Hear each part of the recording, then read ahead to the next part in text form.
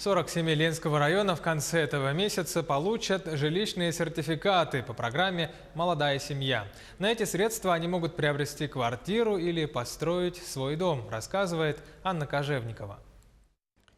Екатерина Колосова вот уже на протяжении 15 лет вынуждена жить в арендуемом жилье. Она уроженка Артанахары, но в Ленске прожила большую часть своей жизни. У нее 6 детей, старшему уже 18, и он живет самостоятельно. А Настя, Артем, Аэлита, Арсений и Арина живут, конечно же, с мамой.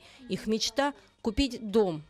Я рада, что у нас будет свой дом, огород. Для детей это будет тоже хорошо, и для меня тоже. Когда у моей мамы будет дом, у нас будет свой большой огород, теплица. Я посажу цветы, розочки, тюльпаны, огурцы, помидоры.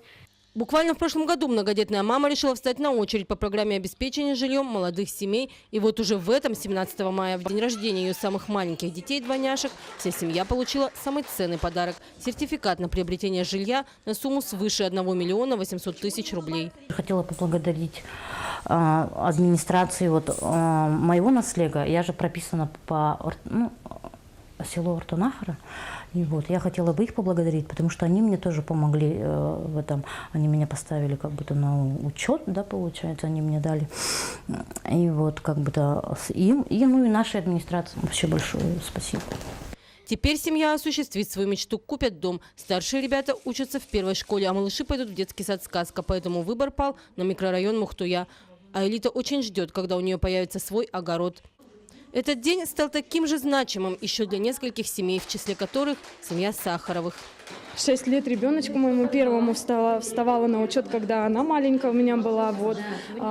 Очень рада, что идем на расширение. Будет наконец-то у доченьки своя комната. И очень рады, что будет просторная квартира, будет где развернуться. Сейчас живем в однокомнатной квартире, и это ужасно, если честно. В этом году в рамках программы будет выдано 40 сертификатов, что на 12 больше, чем в прошлом. Ежегодно муниципальное образование Ленский район становится лидером в Якутии по сумме выделения денежных средств на обеспечение жильем молодых семей. А программа финансируется из 3 источников.